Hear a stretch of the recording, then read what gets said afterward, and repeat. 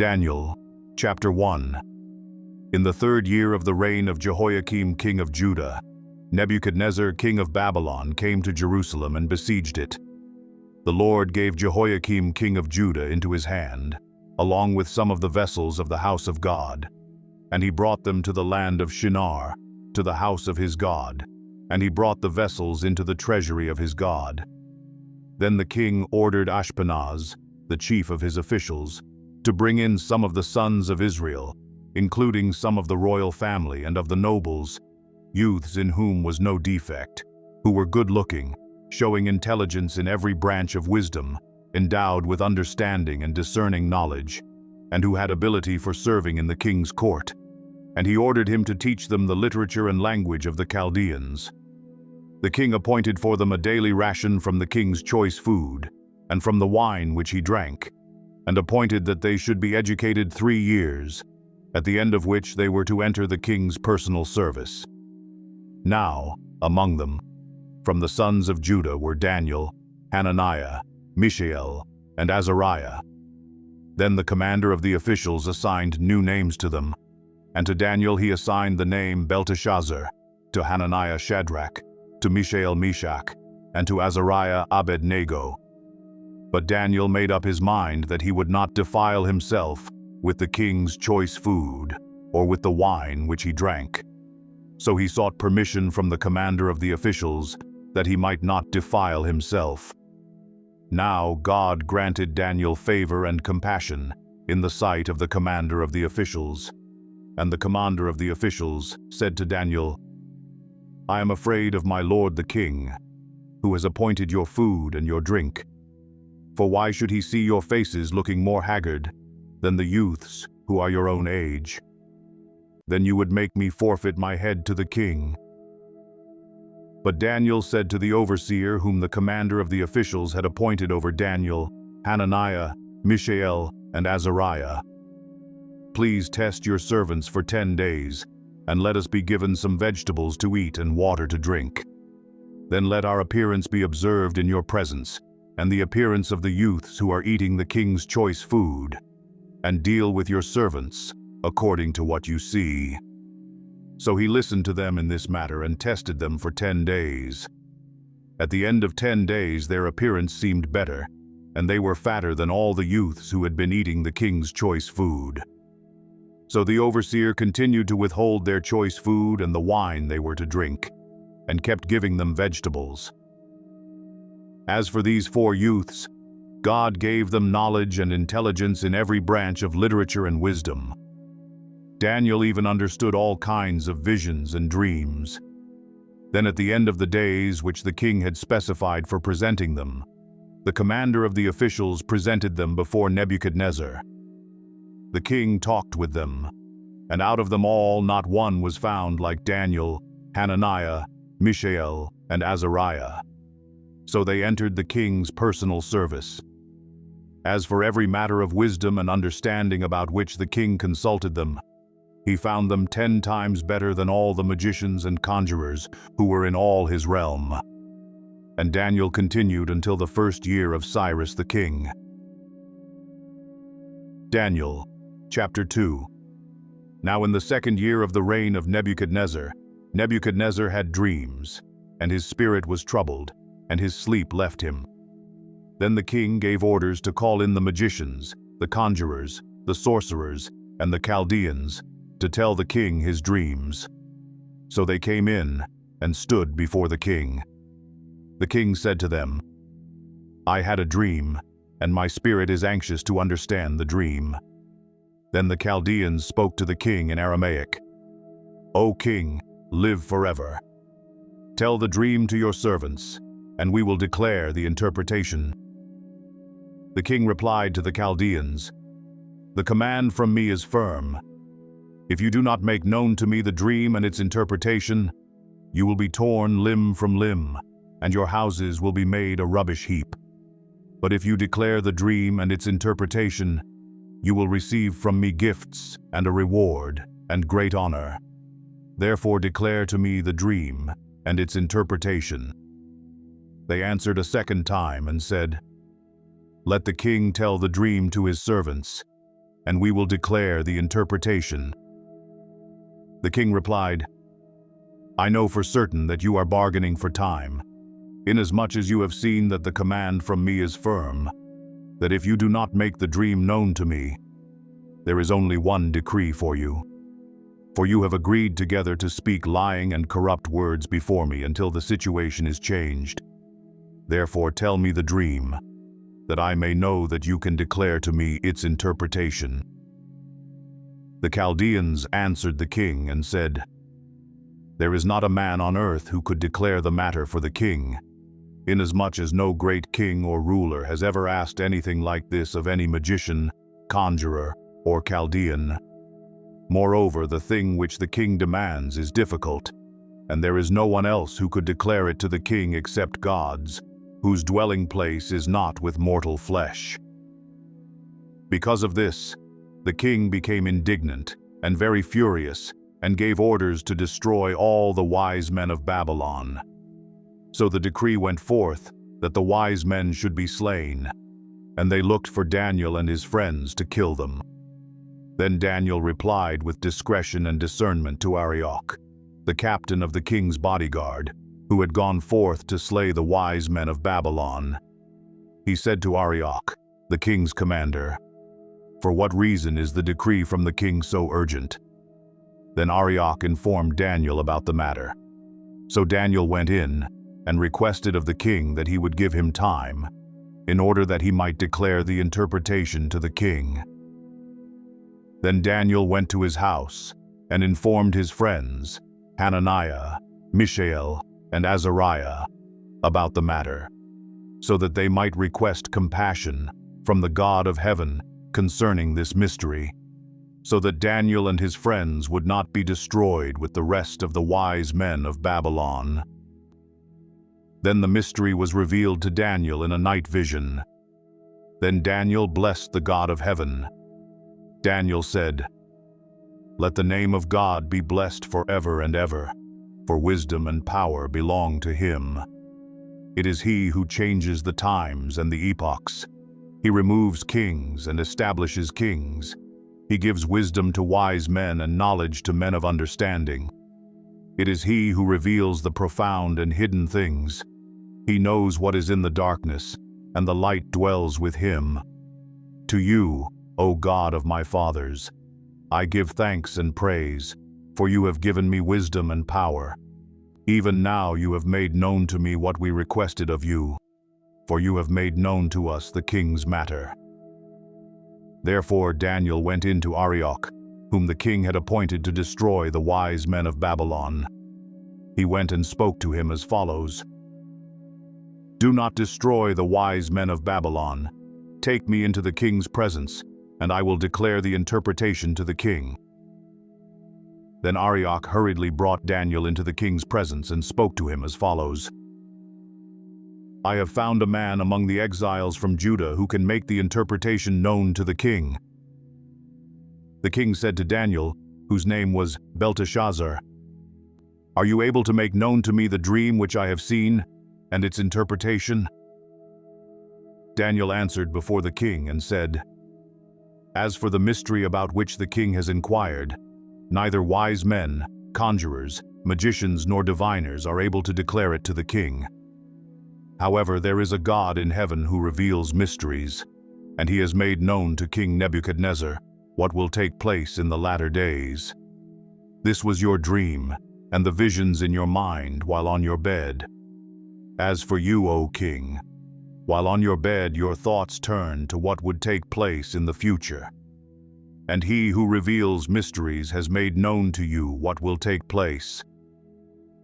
But as for me, this mystery has not been revealed to me for any wisdom residing in me more than in any other living man, but for the purpose of making the interpretation known to the king, and that you may understand the thoughts of your mind.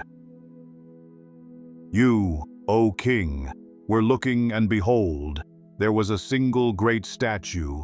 That statue, which was large and of extraordinary splendor, was standing in front of you, and its appearance was awesome. The head of that statue was made of fine gold, its breast and its arms of silver, its belly and its thighs of bronze, its legs of iron, its feet partly of iron and partly of clay. You continued looking until a stone was cut out without hands, and it struck the statue on its feet of iron and clay and crushed them. Then the iron, the clay, the bronze, the silver and the gold were crushed all at the same time and became like chaff from the summer threshing floors, and the wind carried them away so that not a trace of them was found. But the stone that struck the statue became a great mountain and filled the whole earth. This was the dream. Now we will tell its interpretation before the king. You, O king, are the King of kings, to whom the God of heaven has given the kingdom, the power, the strength, and the glory. And wherever the sons of men dwell, or the beasts of the field, or the birds of the sky, he has given them into your hand, and has caused you to rule over them all. You are the head of gold. After you there will arise another kingdom inferior to you, then another third kingdom of bronze, which will rule over all the earth. Then there will be a fourth kingdom as strong as iron, inasmuch as iron crushes and shatters all things. So, like iron that breaks in pieces, it will crush and break all these in pieces. In that you saw the feet and toes, partly of potter's clay and partly of iron. It will be a divided kingdom, but it will have in it the toughness of iron, inasmuch as you saw the iron mixed with common clay.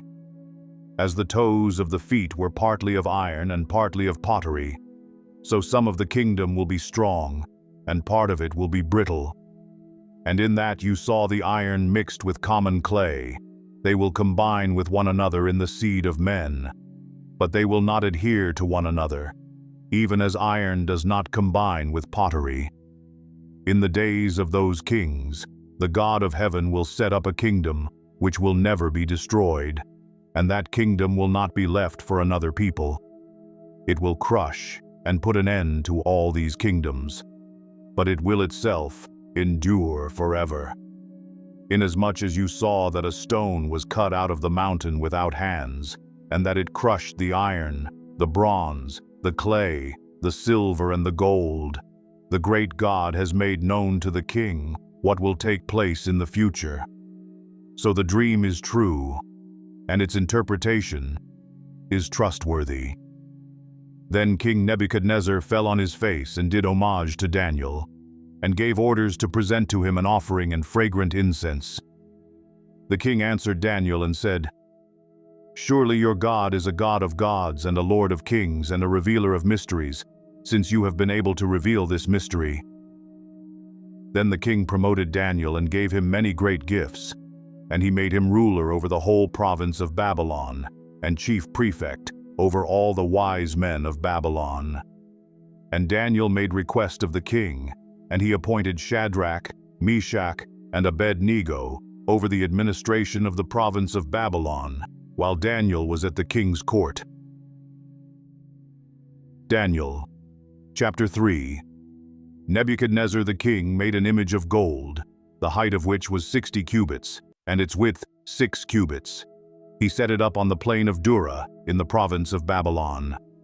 Then Nebuchadnezzar the king sent word to assemble the satraps, the prefects and the governors, the counselors, the treasurers, the judges, the magistrates and all the rulers of the provinces to come to the dedication of the image that Nebuchadnezzar the king had set up.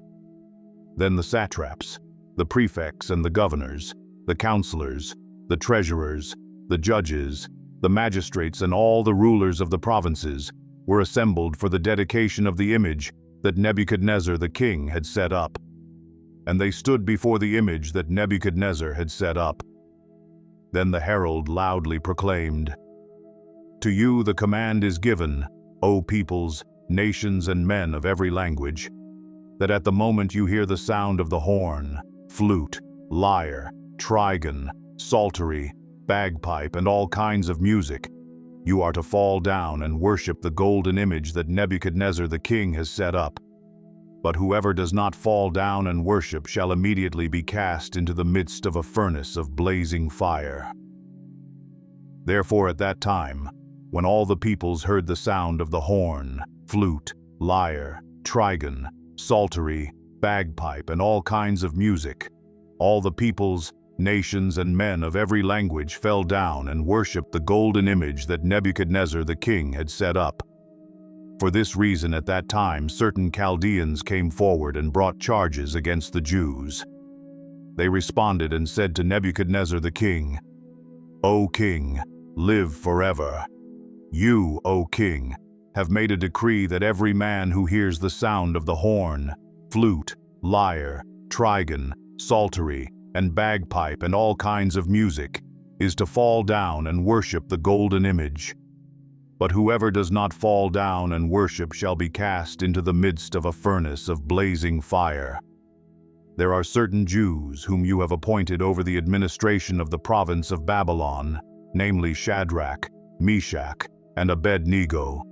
These men, O king, have disregarded you. They do not serve your gods or worship the golden image which you have set up."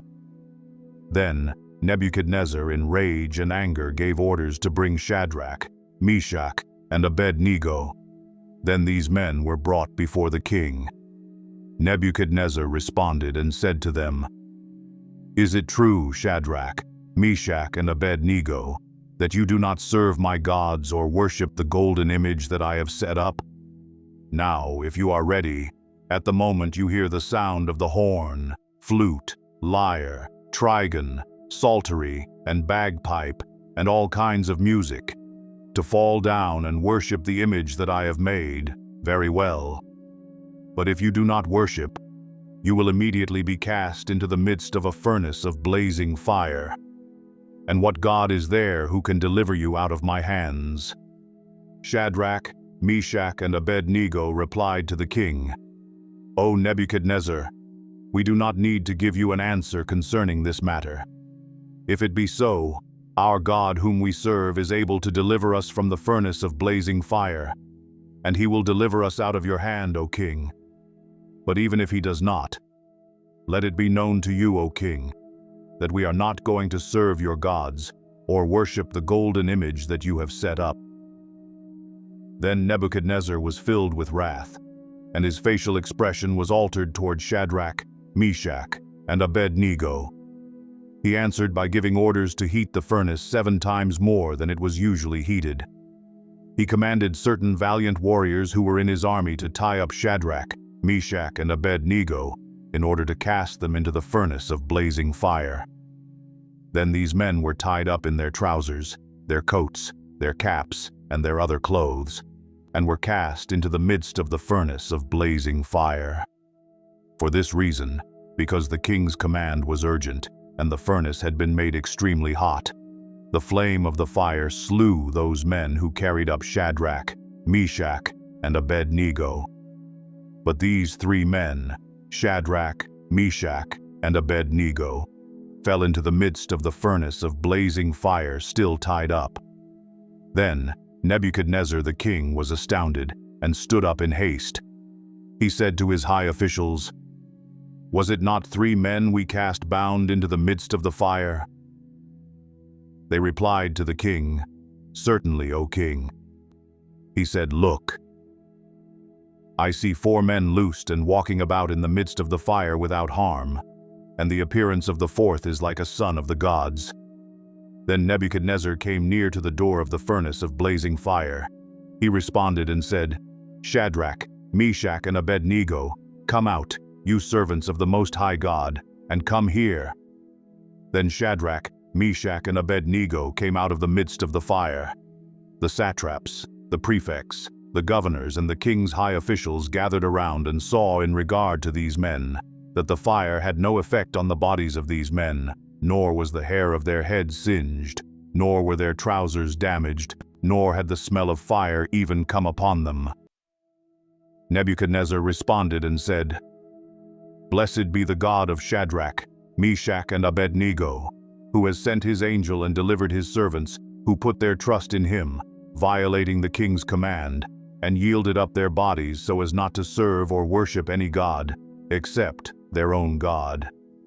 Therefore I make a decree that any people, nation or tongue that speaks anything offensive against the God of Shadrach, Meshach, and Abednego shall be torn limb from limb, and their houses reduced to a rubbish heap, inasmuch as there is no other God who is able to deliver in this way. Then the king caused Shadrach, Meshach, and Abednego to prosper in the province of Babylon. Daniel, chapter 4. Nebuchadnezzar the king to all the peoples, nations, and men of every language that live in all the earth. May your peace abound. It has seemed good to me to declare the signs and wonders which the Most High God has done for me. How great are his signs and how mighty are his wonders! His kingdom is an everlasting kingdom, and his dominion is from generation to generation. I, Nebuchadnezzar, was at ease in my house and flourishing in my palace. I saw a dream, and it made me fearful, and these fantasies as I lay on my bed and the visions in my mind kept alarming me. So I gave orders to bring into my presence all the wise men of Babylon, that they might make known to me the interpretation of the dream. Then the magicians, the conjurers, the Chaldeans, and the diviners came in, and I related the dream to them, but they could not make its interpretation known to me. But finally Daniel came in before me, whose name is Belteshazzar according to the name of my God, and in whom is a spirit of the holy gods. And I related the dream to him, saying, O Belteshazzar, chief of the magicians, since I know that a spirit of the holy gods is in you and no mystery baffles you, tell me the visions of my dream which I have seen, along with its interpretation. Now these were the visions in my mind as I lay on my bed.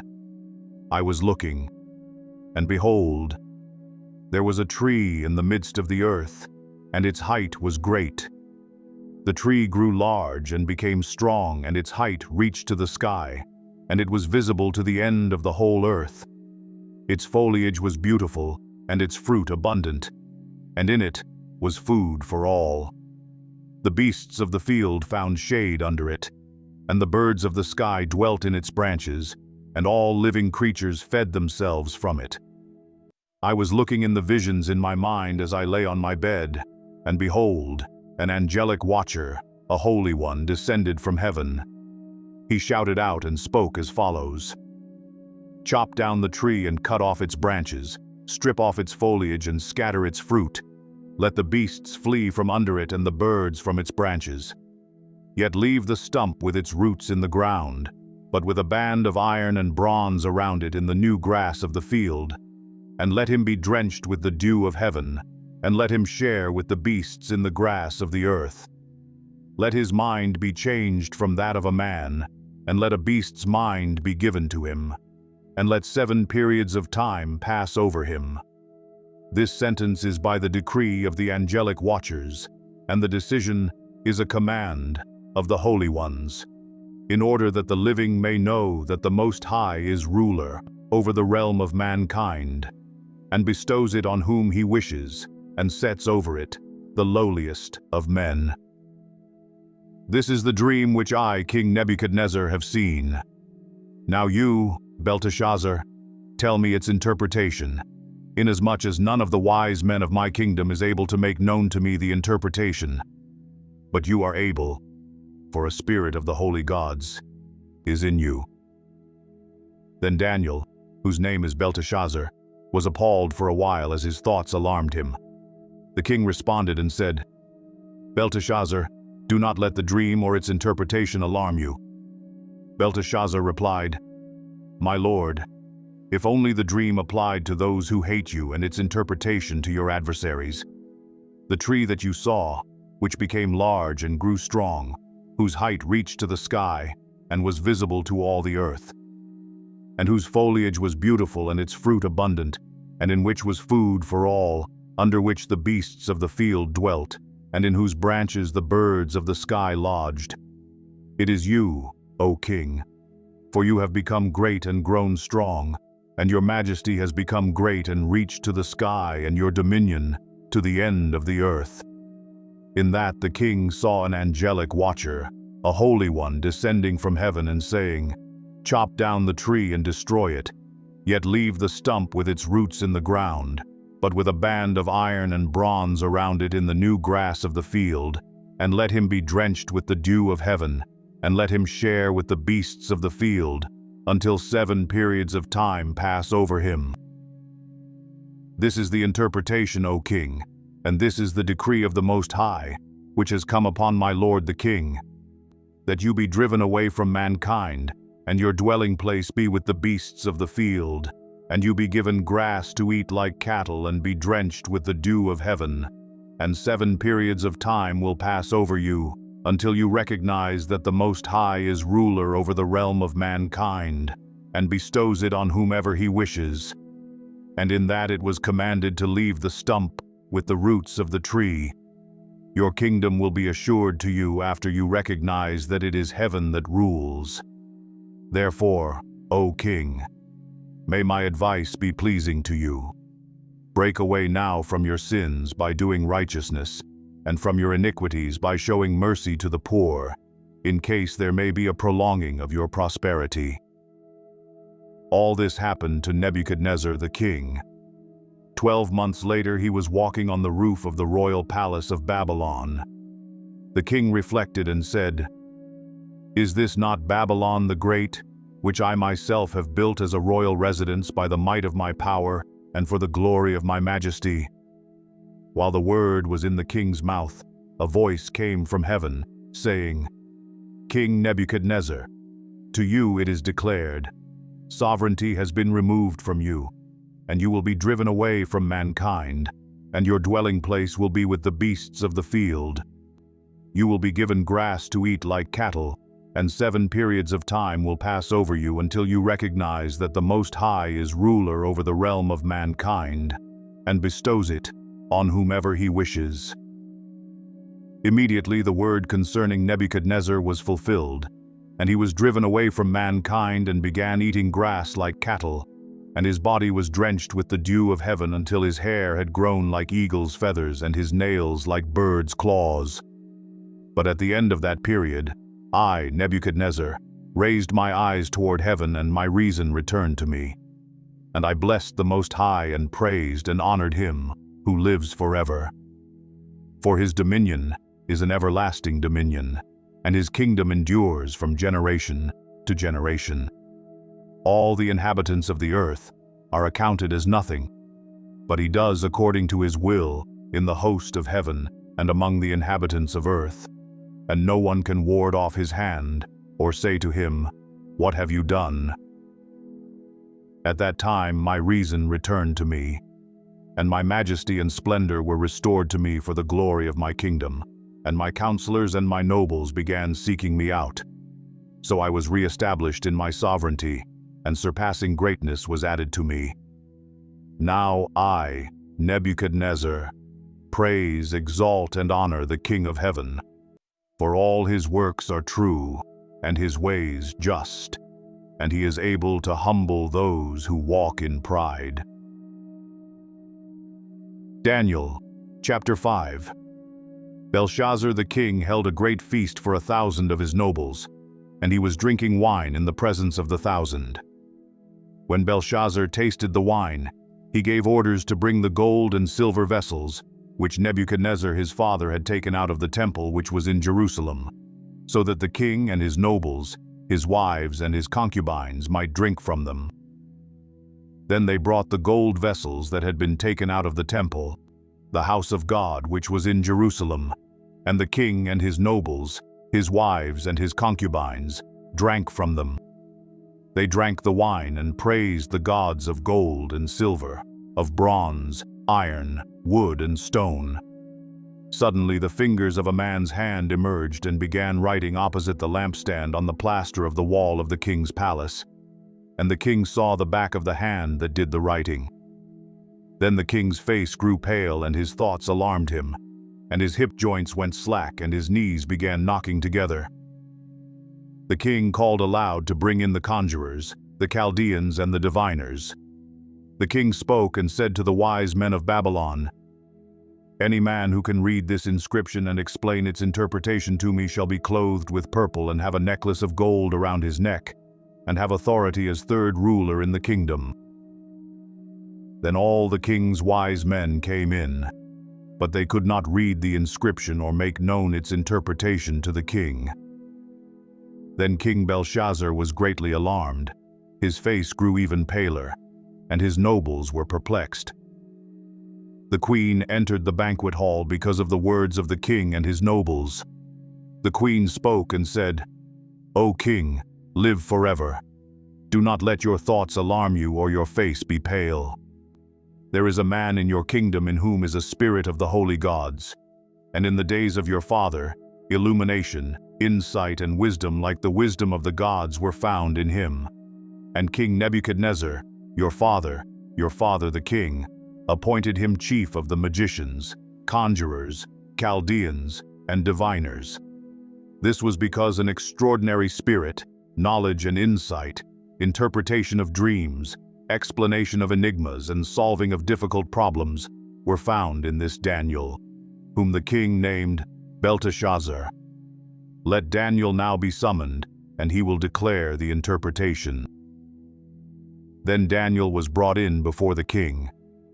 The king spoke and said to Daniel, "Are you that Daniel who is one of the exiles from Judah, whom my father the king brought from Judah? Now I have heard about you that a spirit of the gods is in you, and that illumination, insight, and extraordinary wisdom have been found in you. Just now the wise men and the conjurers were brought in before me that they might read this inscription and make its interpretation known to me. But they could not declare the interpretation of the message.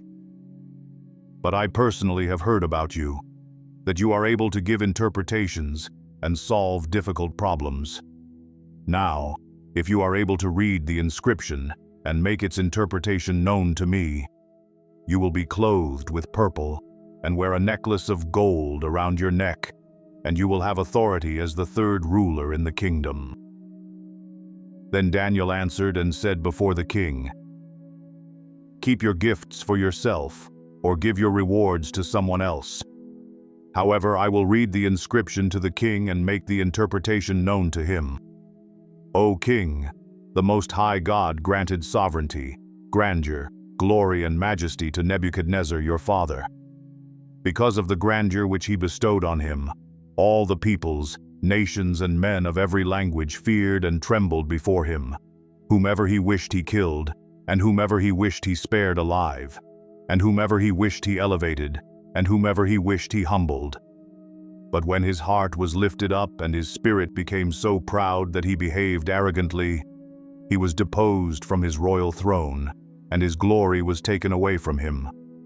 He was also driven away from mankind, and his heart was made like that of beasts, and his dwelling place was with the wild donkeys. He was given grass to eat like cattle, and his body was drenched with the dew of heaven until he recognized that the Most High God is ruler over the realm of mankind, and that he sets over it whomever he wishes.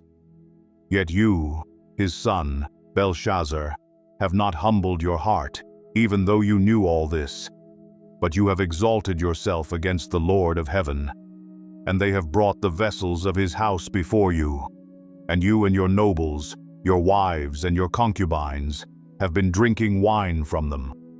And you have praised the gods of silver and gold, of bronze, iron, wood, and stone, which do not see, hear, or understand. But the God in whose hand are your life breath and all your ways, you have not glorified. Then the hand was sent from him, and this inscription was written out. Now this is the inscription that was written out. Mene, Mene, Tekel, Upharsin. This is the interpretation of the message. Mene, God has numbered your kingdom and put an end to it. Tekel, you have been weighed on the scales and found deficient. Peres, your kingdom has been divided and given over to the Medes and Persians.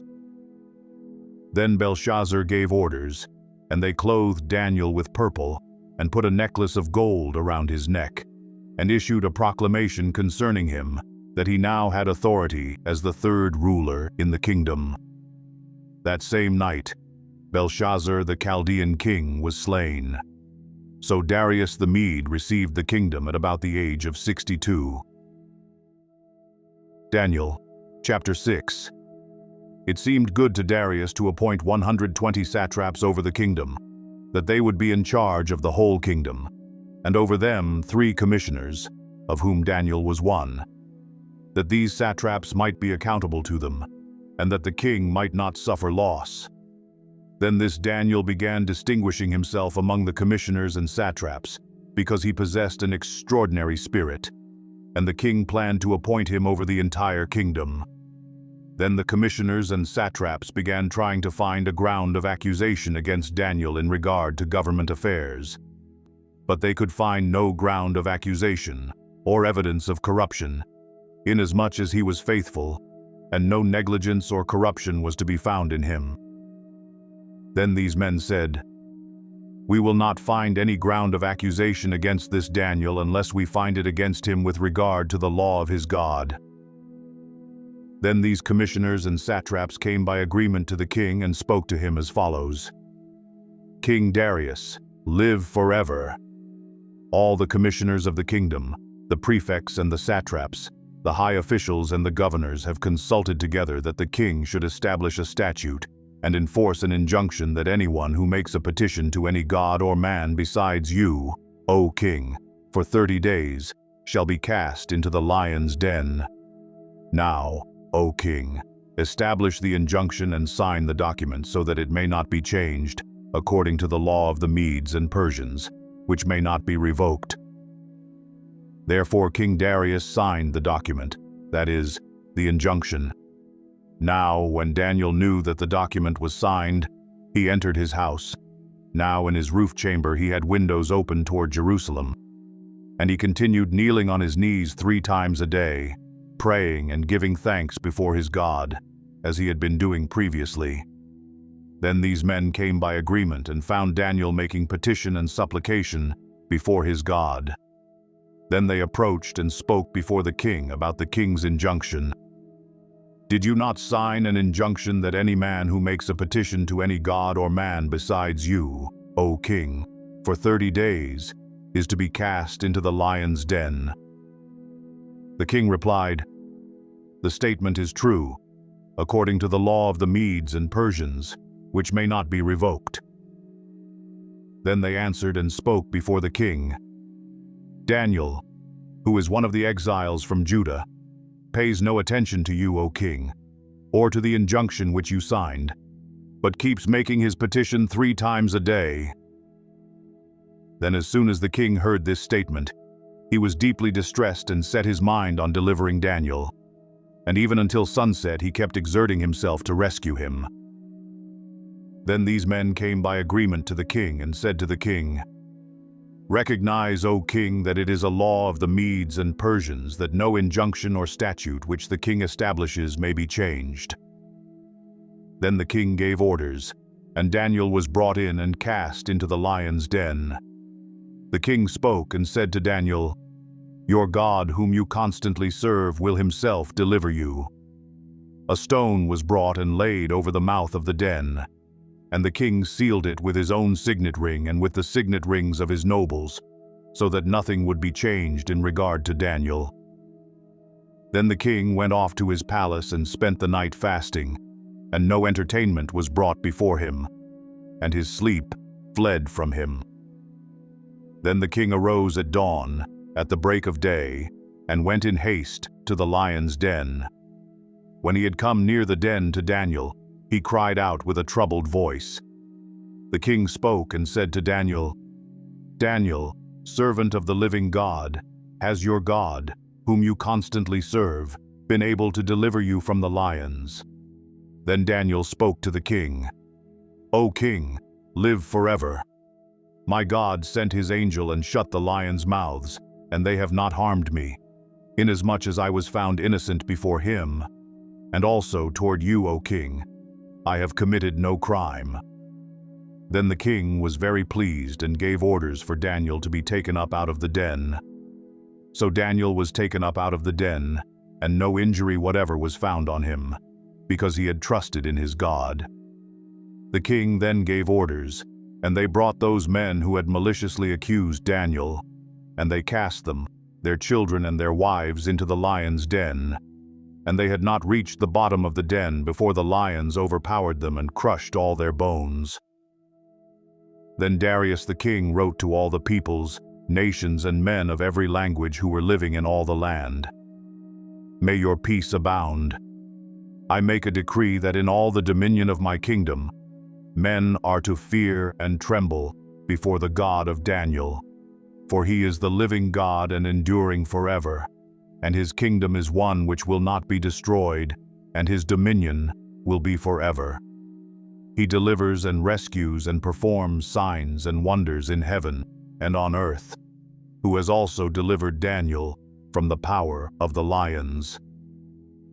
So this Daniel enjoyed success in the reign of Darius and in the reign of Cyrus the Persian. Daniel, chapter 7. In the first year of Belshazzar, king of Babylon, Daniel saw a dream and visions in his mind as he lay on his bed. Then he wrote the dream down and related the following summary of it. Daniel said, I was looking in my vision by night, and behold, the four winds of heaven were stirring up the great sea, and four great beasts were coming up from the sea, different from one another. The first was like a lion, and had the wings of an eagle. I kept looking until its wings were plucked, and it was lifted up from the ground and made to stand on 2 feet like a man. A human mind also was given to it. And behold, another beast, a second one resembling a bear. And it was raised up on one side, and 3 ribs were in its mouth between its teeth. And thus they said to it, Arise, devour much meat. After this I kept looking, and behold, another one like a leopard, which had on its back 4 wings of a bird. The beast also had 4 heads, and dominion was given to it. After this I kept looking in the night visions, and behold, a 4th beast, dreadful and terrifying and extremely strong, and it had large iron teeth. It devoured and crushed and trampled down the remainder with its feet, and it was different from all the beasts that were before it, and it had 10 horns. While I was contemplating the horns, behold, another horn, a little one, came up among them, and 3 of the first horns were pulled out by the roots before it. And behold, this horn possessed eyes like the eyes of a man, and a mouth uttering great boasts. I kept looking until thrones were set up, and the Ancient of Days took his seat. His vesture was like white snow, and the hair of his head like pure wool. His throne was ablaze with flames, its wheels were a burning fire. A river of fire was flowing and coming out from before him.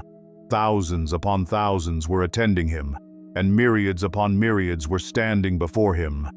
The court sat, and the books were opened. Then I kept looking because of the sound of the boastful words which the horn was speaking. I kept looking until the beast was slain, and its body was destroyed and given to the burning fire. As for the rest of the beasts, their dominion was taken away, but an extension of life was granted to them for an appointed period of time. I kept looking in the night visions, and behold, with the clouds of heaven one like a son of man was coming, and he came up to the Ancient of Days and was presented before him. And to him was given dominion, glory, and a kingdom, that all the peoples, nations, and men of every language might serve him. His dominion is an everlasting dominion which will not pass away, and his kingdom is one which will not be destroyed. As for me, Daniel, my spirit was distressed within me, and the visions in my mind kept alarming me. I approached one of those who were standing by and began asking him the exact meaning of all this. So he told me and made known to me the interpretation of these things. These great beasts, which are 4 in number, are 4 kings who will arise from the earth. But the saints of the highest one will receive the kingdom and possess the kingdom forever, for all ages to come. Then I desired to know the exact meaning of the 4th beast, which was different from all the others, exceedingly dreadful. with its teeth of iron and its claws of bronze, and which devoured, crushed, and trampled down the remainder with its feet. And the meaning of the 10 horns that were on its head, and the other horn which came up, and before which 3 of them fell, namely, that horn which had eyes and a mouth, uttering great boasts, and which was larger in appearance than its associates. I kept looking, and that horn was waging war with the saints, and overpowering them until the Ancient of Days came, and judgment was passed in favor of the saints of the Highest One. And the time arrived when the saints took possession of the kingdom. Thus he said, "The 4th beast will be a 4th kingdom on the earth, which will be different from all the other kingdoms, and will devour the whole earth, and tread it down, and crush it. As for the 10 horns, out of this kingdom 10 kings will arise, and another will arise after them, and he will be different from the previous ones, and will subdue 3 kings. He will speak out against the Most High, and wear down the saints of the Highest One, and he will intend to make alterations in times and in law, and they will be given into his hand for a time, times, and half a time. But the court will sit for judgment, and his dominion will be taken away, annihilated and destroyed forever. Then the sovereignty, the dominion, and the greatness of all the kingdoms under the whole heaven will be given to the people of the saints of the Highest One. His kingdom will be an everlasting kingdom, and all the dominions will serve and obey him." At this point the revelation ended. As for me, Daniel, my thoughts were greatly alarming me, and my face grew pale. But I kept the matter to myself. Daniel, chapter 8. In the 3rd year of the reign of Belshazzar the king, a vision appeared to me, Daniel, subsequent to the one which appeared to me previously. I looked in the vision, and while I was looking, I was in the citadel of Susa, which is in the province of Elam. And I looked in the vision, and I myself was beside the Ulai Canal. Then I lifted my eyes and looked, and behold, a ram which had 2 horns was standing in front of the canal. Now the 2 horns were long, but one was longer than the other, with the longer one coming up last. I saw the ram butting westward, northward, and southward, and no other beasts could stand before him, nor was there anyone to rescue from his power. But he did as he pleased and magnified himself. While I was observing, behold, a male goat was coming from the west over the surface of the whole earth, without touching the ground. And the goat had a conspicuous horn between his eyes. He came up to the ram that had the 2 horns, which I had seen standing in front of the canal, and rushed at him in his mighty wrath. I saw him come beside the ram, and he was enraged at him. And he struck the ram and shattered his 2 horns, and the ram had no strength to withstand him. So he hurled him to the ground and trampled on him, and there was none to rescue the ram from his power. Then the male goat magnified himself exceedingly. But as soon as he was mighty, the large horn was broken, and in its place there came up 4 conspicuous horns toward the 4 winds of heaven. Out of one of them came forth a rather small horn, which grew exceedingly great toward the south, toward the east, and toward the beautiful land. It grew up to the host of heaven and caused some of the host and some of the stars to fall to the earth, and it trampled them down. It even magnified itself to be equal with the commander of the host, and it removed the regular sacrifice from him, and the place of his sanctuary was thrown down. And on account of transgression, the host will be given over to the horn, along with the regular sacrifice. And it will fling truth to the ground, and perform its will and prosper. Then I heard a holy one speaking, and another holy one said to that particular one who was speaking, "How long will the vision about the regular sacrifice apply, while the transgression causes horror, so as to allow both the holy place and the host to be trampled?" He said to me, "For 2,300 evenings and mornings, then the holy place will be properly restored." When I, Daniel, had seen the vision, I sought to understand it. And behold, Standing before me was one who looked like a man. And I heard the voice of a man between the banks of Ulai, and he called out and said, "Gabriel, give this man an understanding of the vision." So he came near to where I was standing, and when he came I was frightened and fell on my face. But he said to me, "Son of man, understand that the vision pertains to the time of the end." Now, while he was talking with me, I sank into a deep sleep with my face to the ground. But he touched me and made me stand upright. He said, "Behold, I am going to let you know what will occur at the final period of the indignation, for it pertains to the appointed time of the end. The ram, which you saw with the 2 horns, represents the kings of Media and Persia. The shaggy goat represents the kingdom of Greece, and the large horn that is between his eyes is the first king. The broken horn and the 4 horns that arose in its place represent 4 kingdoms which will arise from his nation, although not with his power. In the latter period of their rule, when the transgressors have run their course, a king will arise, insolent and skilled in intrigue. His power will be mighty, but not by his own power, and he will destroy to an extraordinary degree and prosper and perform his will. He will destroy mighty men and the holy people. And through his shrewdness, he will cause deceit to succeed by his influence, and he will magnify himself in his heart, and he will destroy many while they are at ease. He will even oppose the Prince of Princes, but he will be broken without human agency.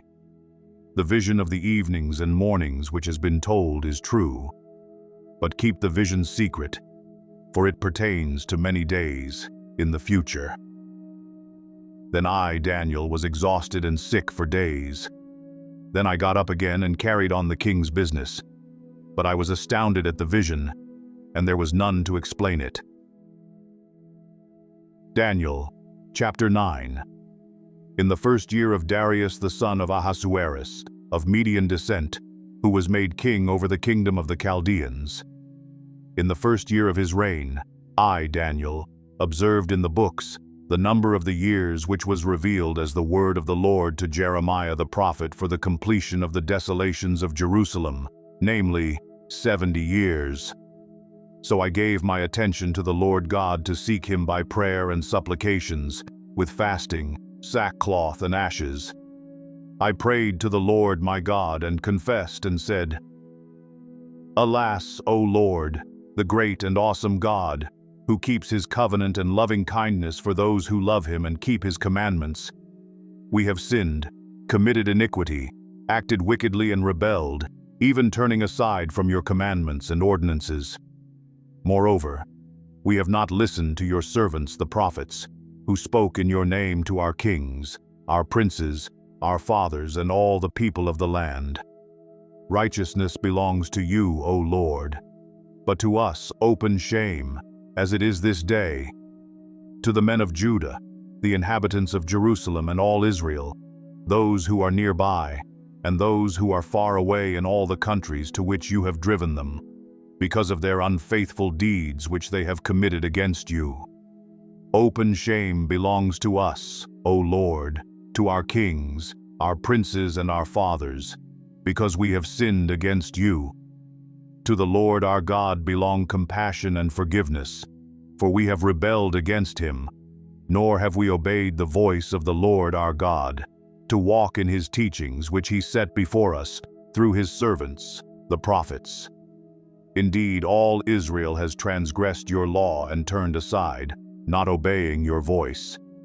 So the curse has been poured out on us, along with the oath which is written in the law of Moses, the servant of God, for we have sinned against him. Thus he has confirmed his words which he had spoken against us and against our rulers who ruled us, to bring on us great calamity.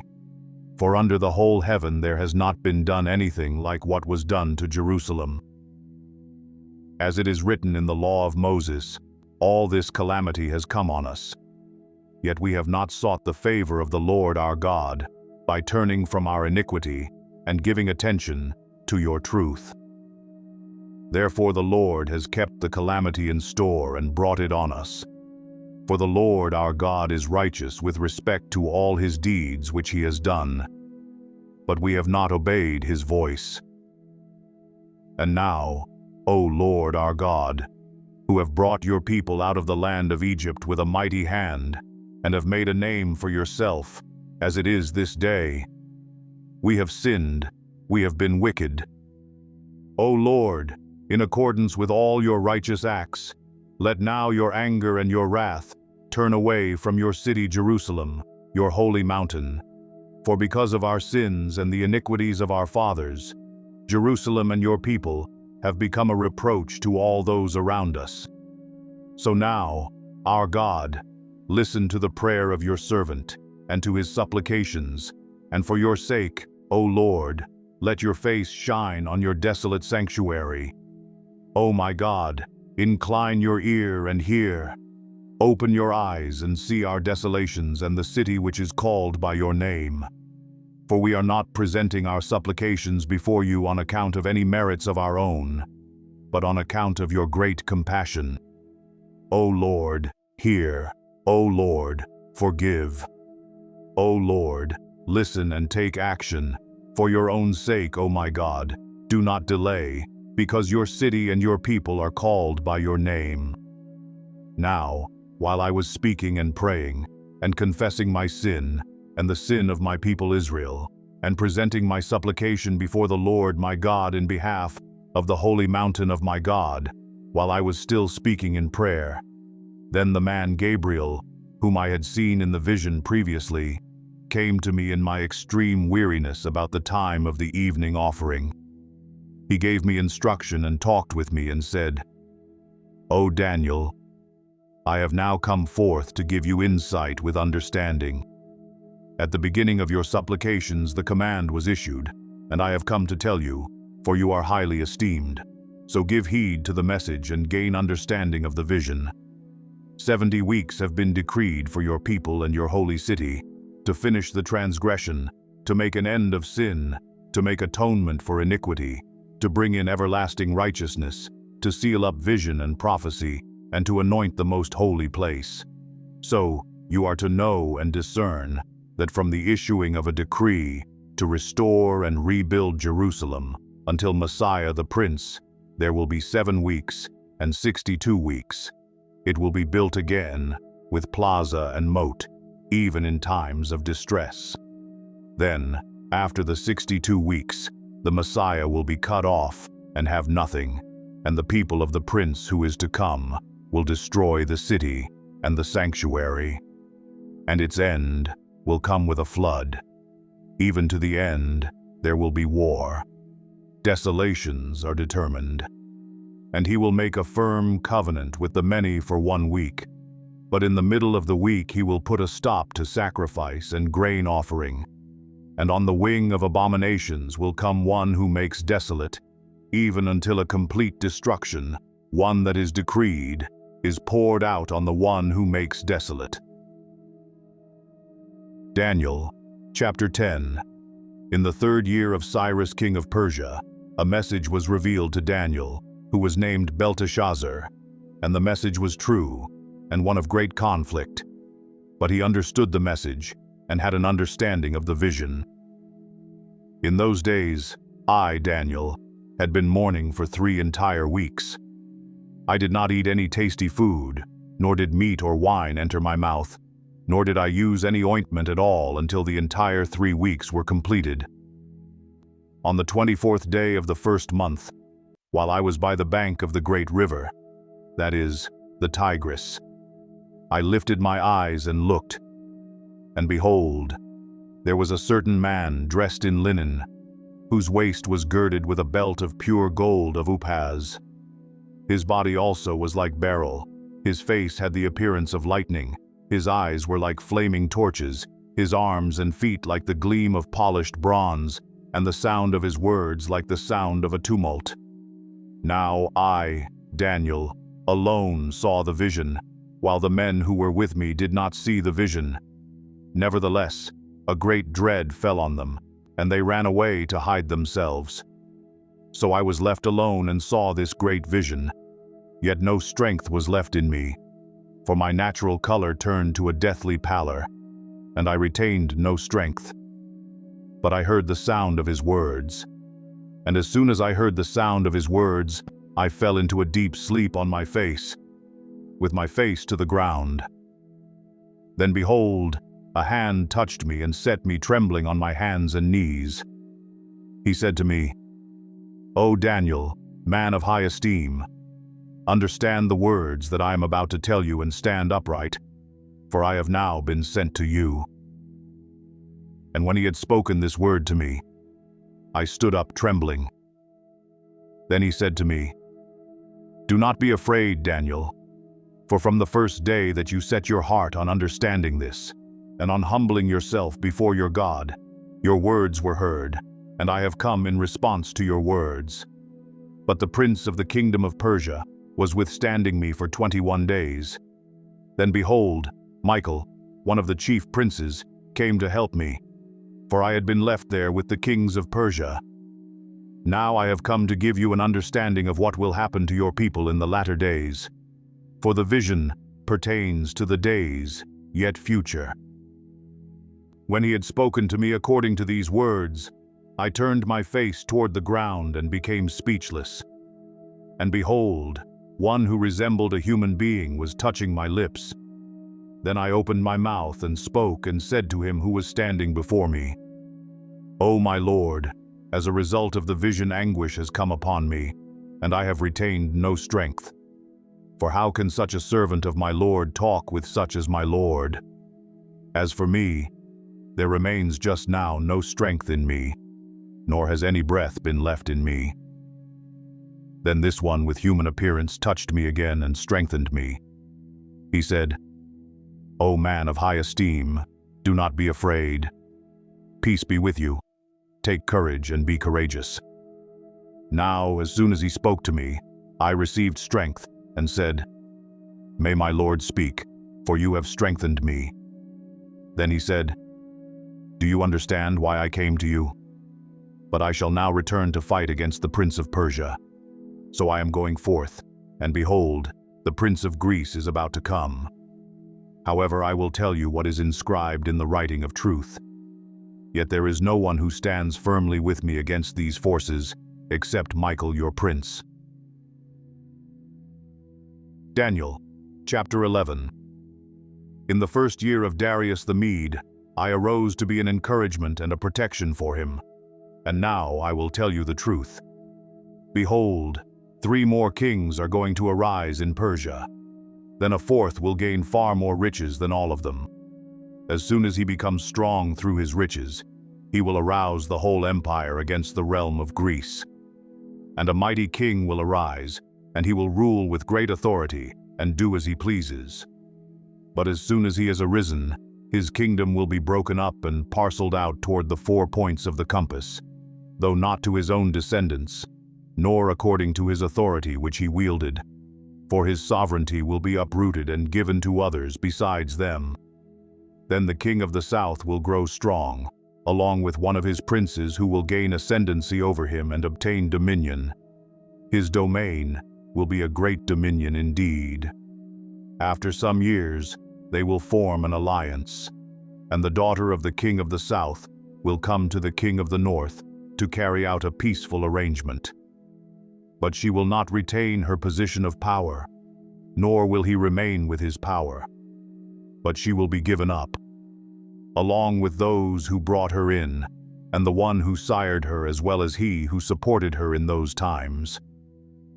But one of the descendants of her line will arise in his place, and he will come against their army and enter the fortress of the king of the north, and he will deal with them and display great strength.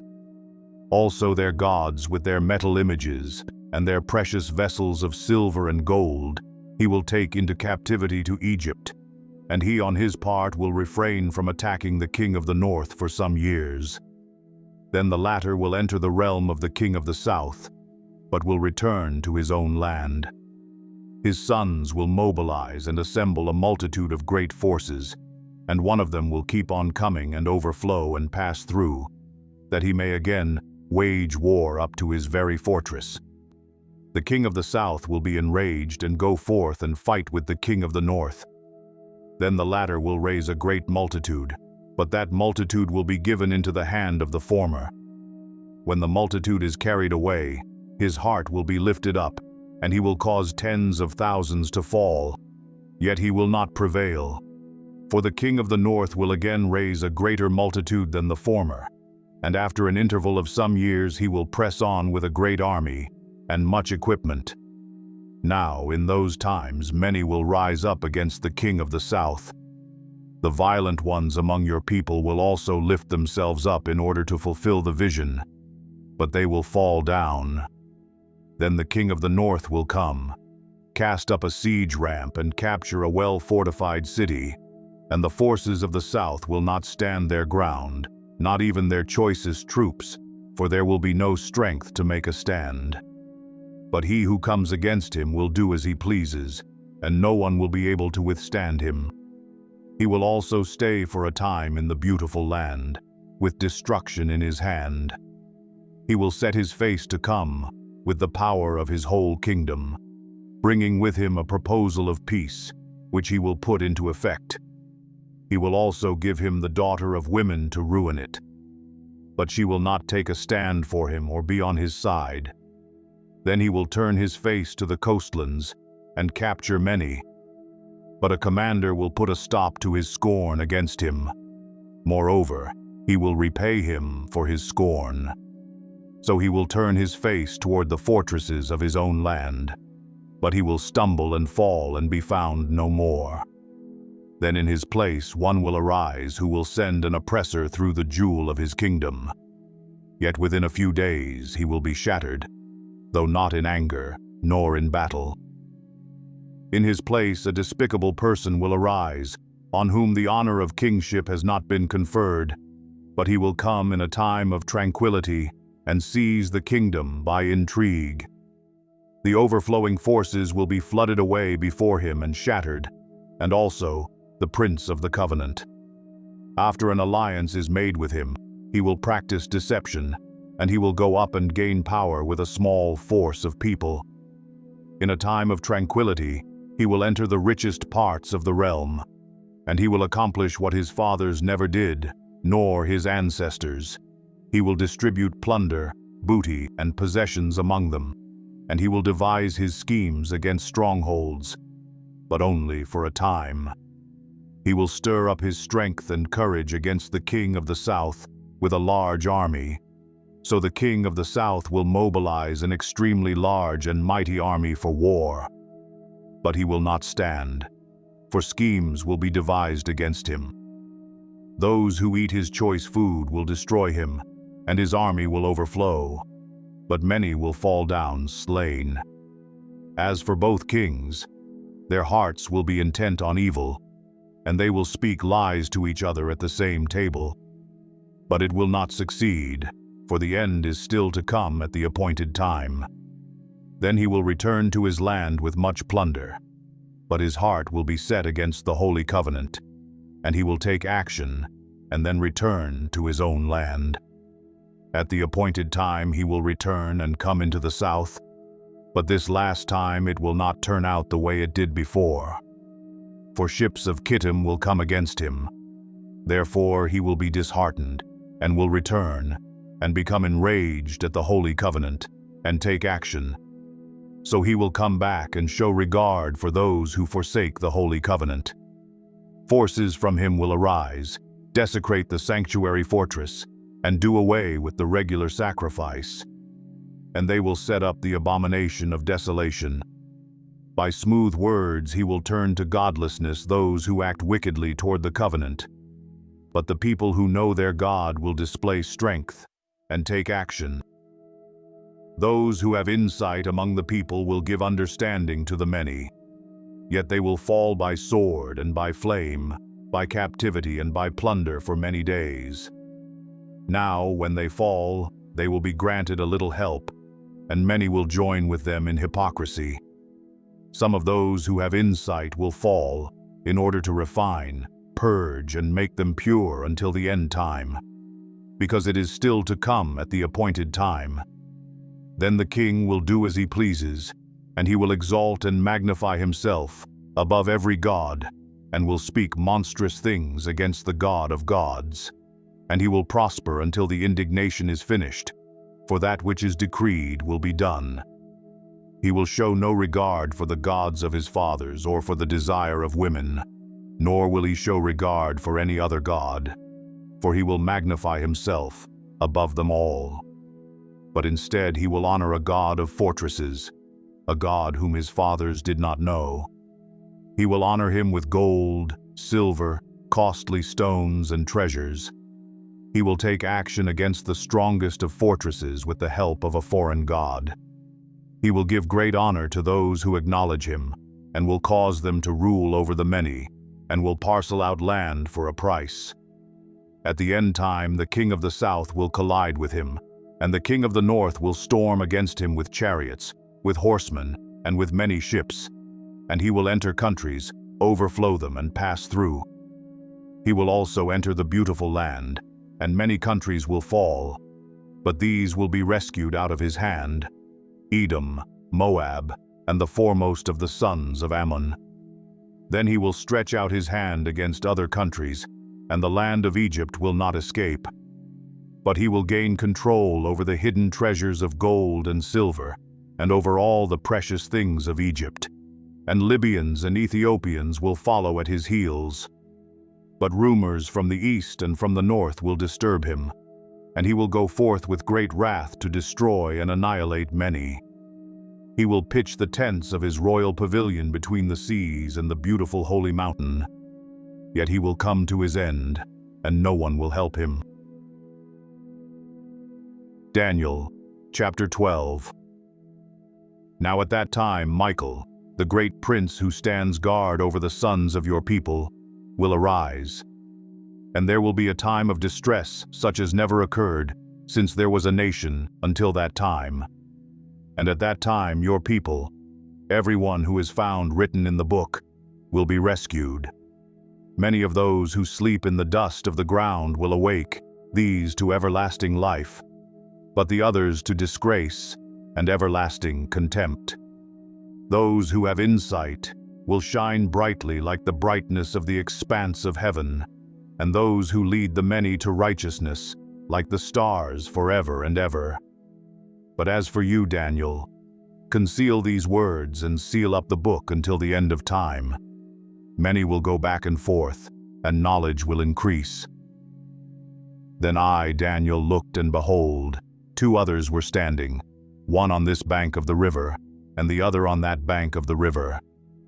And one said to the man dressed in linen, who was above the waters of the river, "How long will it be until the end of these wonders?" I heard the man dressed in linen, who was above the waters of the river, as he raised his right hand and his left toward heaven, and swore by him who lives forever, that it would be for a time, times, and half a time. And as soon as they finish shattering the power of the holy people, all these events will be completed. As for me, I heard but could not understand. So I said, "My Lord, what will be the outcome of these events?" He said, "Go your way, Daniel, for these words are concealed and sealed up until the end time. Many will be purged, purified, and refined, but the wicked will act wickedly, and none of the wicked will understand, but those who have insight will understand. From the time that the regular sacrifice is abolished and the abomination of desolation is set up, there will be 1,290 days. How blessed is he who keeps waiting and attains to the 1,335 days. But as for you, go your way to the end. Then you will enter into rest and rise again for your allotted portion at the end of the age.